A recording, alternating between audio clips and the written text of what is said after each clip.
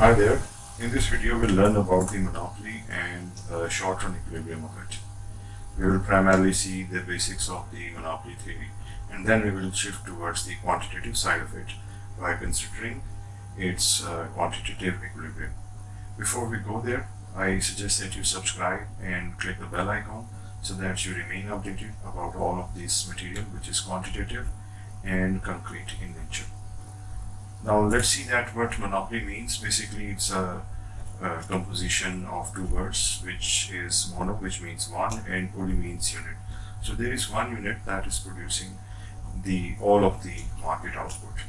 It is on the other side of the market structure, as we have already seen perfect competition, which was the other extreme where there were so many producers and buyers. Here there is only one producer, that is single producer. And it is producing a unique product which is not having any close substitute. This is why it is the single producer, because others are not able to produce the same product. And even if they are able to produce something similar, it is something which is far and it is not a close substitute. Hence, therefore, maximum control is there on price and on output by this single firm, and this is why we can call it a single firm industry. Then we have the possibility of the entry, which is not there, and it is in fact extremely difficult because of the various reasons due to which there is quite a bit of barrier and obstruction in the entry of the new firms. We will see these reasons right after this point, and that point is that there is imperfect information regarding the production cost and price and the quality, and due to this imperfect information, the monopolist is able to remain a monopolist because it has quite a bit of information as compared to the producers and the consumers as well. Now we have the reasons for monopoly. It can occur because there is control on natural resources by a certain firm.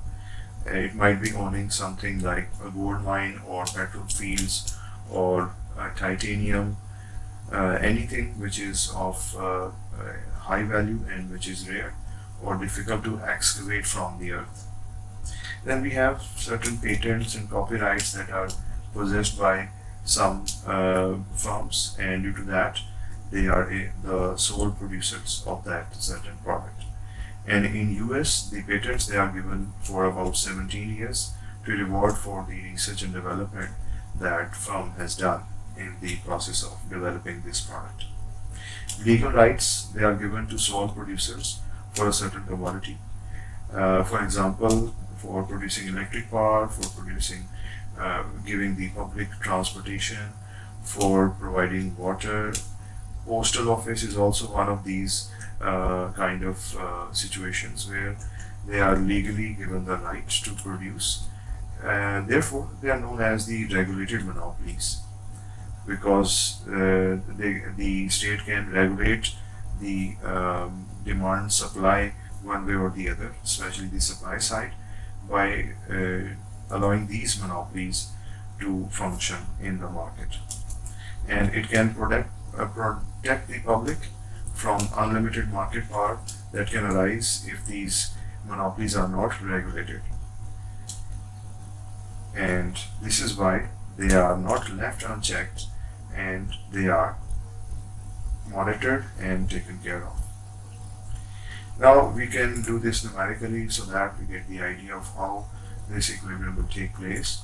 Primarily for a monopoly, we are given the cost function. This is the cost function, and we are required to find out the equilibrium output of it, the equilibrium price, and we can also find the maximized profit.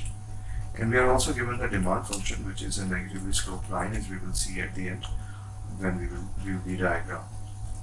Now this demand function is very helpful in order to substitute the value of total revenue as this function, which is the formula of profit, the difference of the cost and revenue.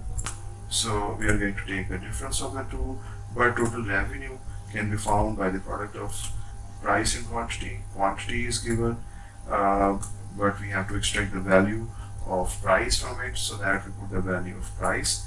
We cannot find the value of Q and it here, because Q has to remain here because it is the independent variable that determines the profit. So it should remain in both of these functions. It is already in the total cost function. It should also remain in the total revenue function. So P should be replaced, Q should remain there. So from the given value of Q, we have extracted the value of P, and it is this. Now we put this value, which is the extracted value of P here, and we see that what happens. Price is substituted here, its value that we developed, and now we can simplify it. It will give us the total revenue function. Now we put this value, that is the total revenue function and the total cost function. And now we can simplify this and we'll get the profit function, which is equal to this. Once we have the value of profit function, we can take its first derivative in order to find out the first order condition. This is the first order condition, and it is equal to 0, the first order derivative. We can extract the value of Q, which is 13. Now this value of Q is 13. So this value is the critical value of Q because it will maximize the value of profit. And we are going to use the second order condition as well, the second order derivative of the same function, and the answer would be negative. You can verify the answer. So this will definitely be a maximum at this point, that is Q is equal to 13 will give us a maximum. So now we can find the equilibrium price as well. We can put the value of Q status in this, and price will be found. P status will be equal to 57 once we put the value of Q in it, that is Q status. So this is the critical value of P that will lead to a maximized value of profit. So both Q status and P status are found. Now we should finally find the maximized profit, and here we are going to put the value of Q in these two places, and the maximized profit will also be found. So this is the maximized level of the profit. In the theory, we have studied that this is how the short-run equilibrium of the monopoly occurs. So you can see this, that this is the demand function, which is negatively sloped as the equation was given. It was a negatively sloped curve. Here you can see this. And the other features are also there that we have studied in the theory. This is the equality of marginal cost and marginal revenue, and this will lead us to the equilibrium price and equilibrium output, and this will be the abnormal profit. So this is how we can find out the maximized profit, equilibrium price. This will be the completion of this topic, that is the monopoly and the short-run equilibrium. So I hope that you have found concrete answers for your curiosity for monopoly and its short-run equilibrium in this video. You may like it. Thanks for watching.